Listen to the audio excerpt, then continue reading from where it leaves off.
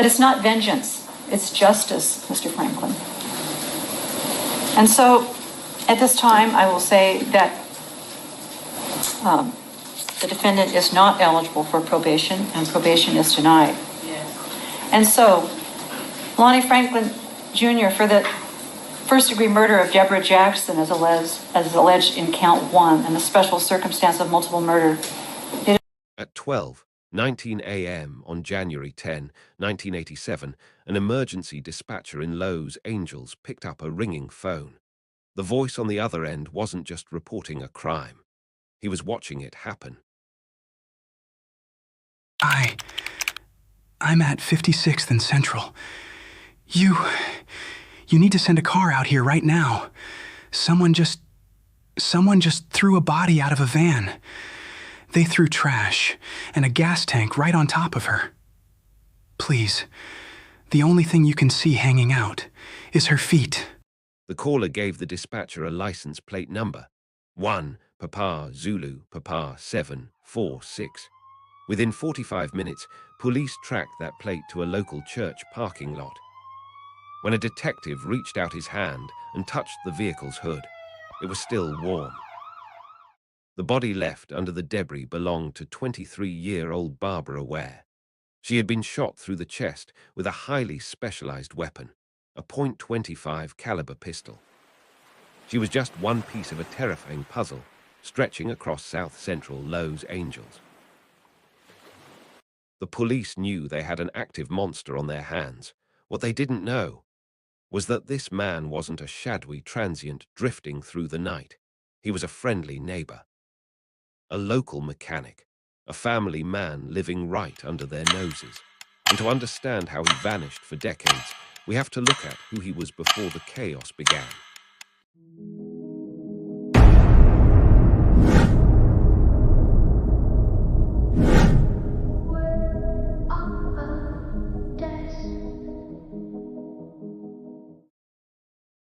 Lonnie David Franklin Jr.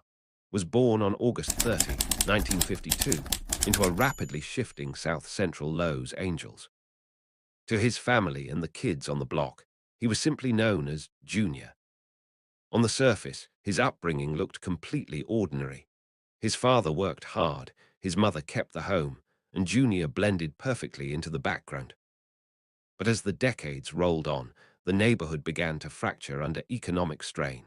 And behind closed doors, something inside Junior was fracturing too. Seeking an escape from the turbulence of the city, a young Lonnie Franklin Jr.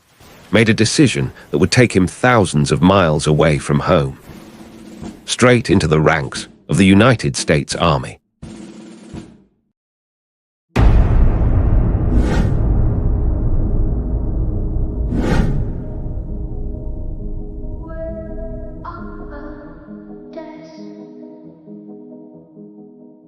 By 1974, the Army had stationed Lonnie Franklin Jr. thousands of miles away from the streets of LA, deploying him to a stark military base in West Germany. It was meant to instill discipline, but the change of scenery only masked the darkness brewing inside him. In 1975, the mask completely slipped.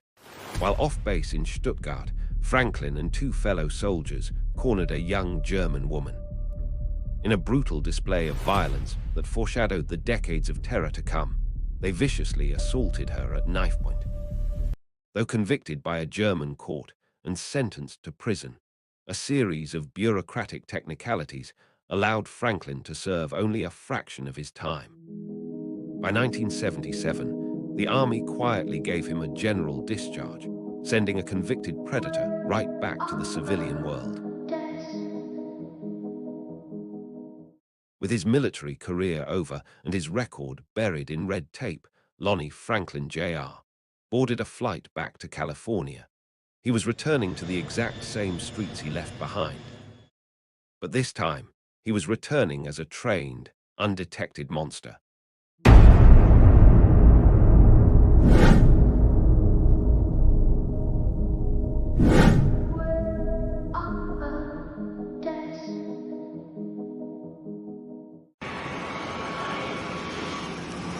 Returning to Los Angeles as a civilian, Franklin wasted no time blending back into the fabric of the community.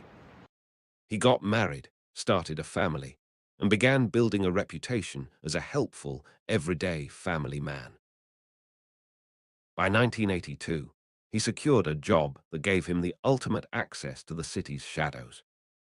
He became a sanitation worker for the city of Los Angeles, driving massive garbage trucks through the residential blocks of South Central. For 7 years, his daily routine consisted of learning every alleyway, every blind spot, and every abandoned lot off Western Avenue. The city was paying him to map the exact locations where his future victims would eventually be found.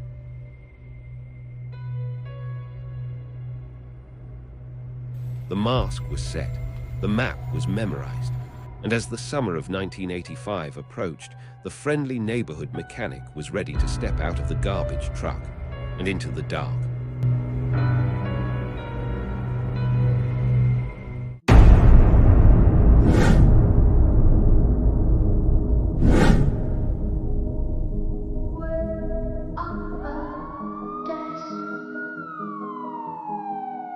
By the mid-1980s, South Central Los Angeles was caught in the grip of a devastating crack cocaine epidemic. The streets were filled with chaos, police precincts were pushed to their limits, and for a calculating predator, the societal breakdown provided the perfect cover. Franklin targeted young black women who had fallen through the cracks of society, women who wouldn't immediately be reported missing. He would cruise the dark corners of Western Avenue in his car, offering a ride, a few dollars, or a fix before luring them to their deaths. Between 1985 and 1988, a string of bodies began appearing in the filthy alleyways and hidden corridors off the avenue. Discarded beneath old mattresses, hidden in dumpsters, or left under carpets, all shot with the exact same .25 caliber weapon. Because the victims were marginalized, the cases were largely ignored by the public, buried under a mountain of unsolved files. The killer had successfully executed his first wave of terror, and then, suddenly, the trail went cold.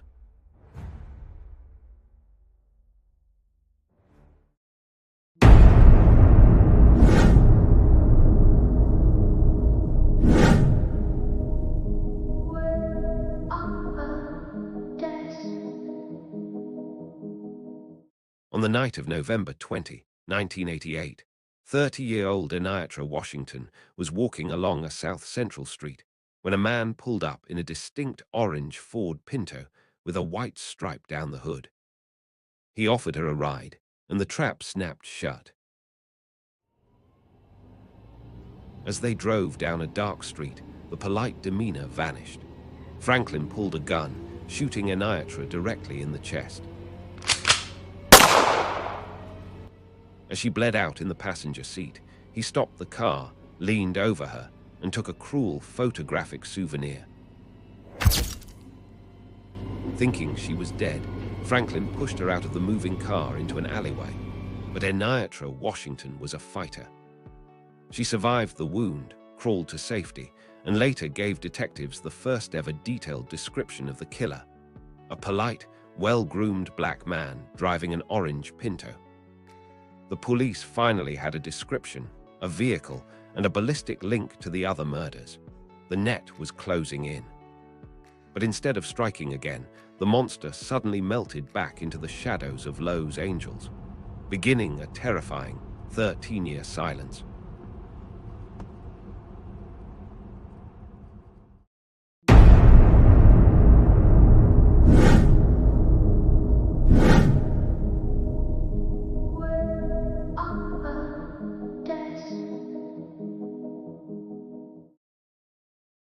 After the attack on Eniatra Washington, the trail went cold.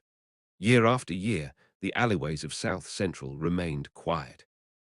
To the detectives working the case, it seemed as though the monster had simply vanished into thin air, leaving behind nothing but a stack of unsolved folders. But Lonnie Franklin Jr. hadn't left. He was right there, living his normal life as a mechanic and a family man. He was attending neighborhood barbecues, fixing his neighbors' cars, and blending perfectly into the community that had no idea a monster was sleeping next door.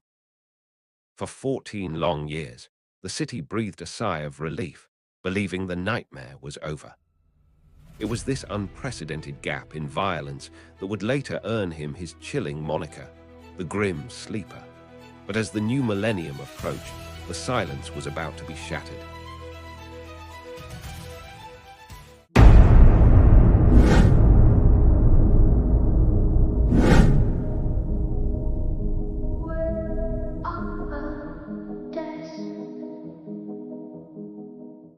In March of 2002, the illusion of peace was shattered.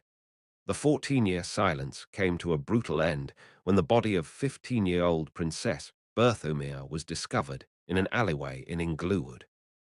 The monster hadn't stopped, he had simply been waiting. But as detectives analyzed the new string of crime scenes in the early 2000s, they were baffled. Forensic ballistics confirmed a terrifying truth. The bullets pulled from the new victims matched the exact same .25 caliber Titan semi-automatic pistol used in the 1980s. The weapon hadn't changed, but the killer's methods had. He was now altering his patterns, blending strangulation with gunfire and dumping bodies across different municipal lines to intentionally scatter the police investigation. Even though forensic science had advanced significantly, by the mid-2000s, Franklin remained a ghost. He carefully wiped down his vehicles and his crime scenes, leaving behind almost no traceable physical evidence. The Lapt knew a prolific serial killer was actively terrorizing the city again, but without a direct name or a database match, they were hunting a shadow. With the body count rising and the public completely unaware of the active threat, the Lapt quietly formed a secret task force in 2008 to hunt the Grim Sleeper. But they didn't realize the key to cracking the case wouldn't come from traditional detective work or even a database hit on the killer himself. Instead, a revolutionary forensic trap was being set, one that would lead them directly from a family member's DNA straight to a discarded slice of pizza.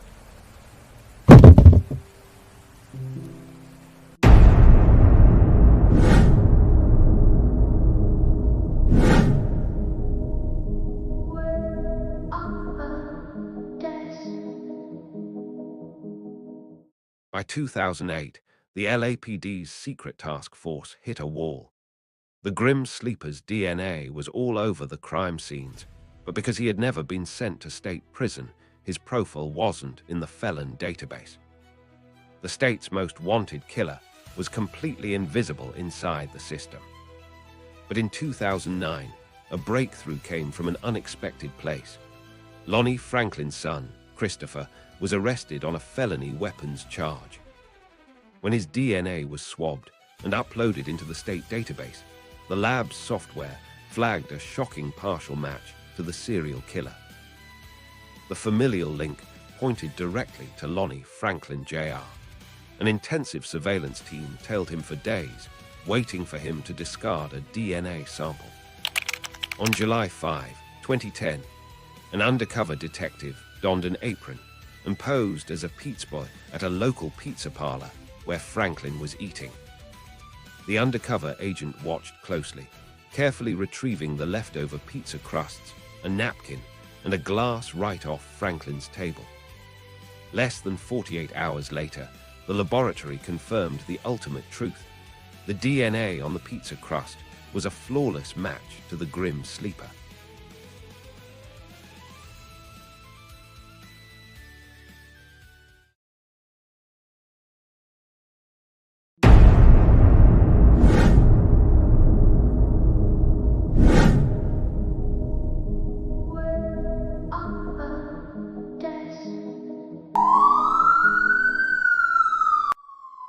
On July 7, 2010, the trap finally snapped closed. Fully armed SWAT teams and federal agents swarmed Franklin's home on 81st Street.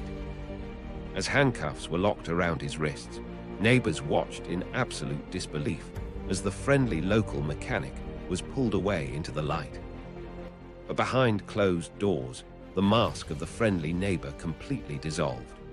Dragged into a lapped interrogation room, detectives confronted Franklin with the photographs of his victims. He casually shook his head, looking completely unbothered, and cold-bloodedly denied knowing a single one of them. I just want to ask you, do you know why you're here? No, I don't. Do you have any idea why you're here? No, I don't. Okay, well, we're working on an investigation, and there's a warrant for your arrest, charging a count of murder. Count of murder. Yes, sir. So before we get into it, I know I can see right by your expression, you've got a lot of questions to ask us. All right, we got a couple to ask you, too. Okay. For years, he maintained that lie, sitting emotionless in a Lowe's Angels courtroom without ever uttering a word in his own defense. But his decades of running from the truth were about to catch up to him. The shadow was finally brought into the courtroom to face the ultimate judgment. In 2016, the judge delivered a scathing final rebuke, telling Franklin, "I can't think of anyone I've encountered in all my years in the criminal justice system that has committed the monstrous crimes that you have." Monstrous crimes that you have. All of these people have been suffering and will continue to suffer, but hopefully, as many of them said, they feel they're going to receive some peace, and I hope that you are able to leave here with some peace today. But it's not vengeance, it's justice, Mr. Franklin. And so, at this time, I will say that the defendant is not eligible for probation, and probation is denied. And so, Lonnie Franklin Jr., for the first-degree murder of Deborah Jackson as alleged in count 1 and the special circumstance of multiple murder, it is the judgment and sentence of this court that you shall suffer the death penalty. The total non-death sentence is life plus 25 years to life plus 14 years, all of that consecutive. Officially sentenced to death. But justice wouldn't wait for an execution. On March 28, 2020, the grim sleeper met his final, silent end.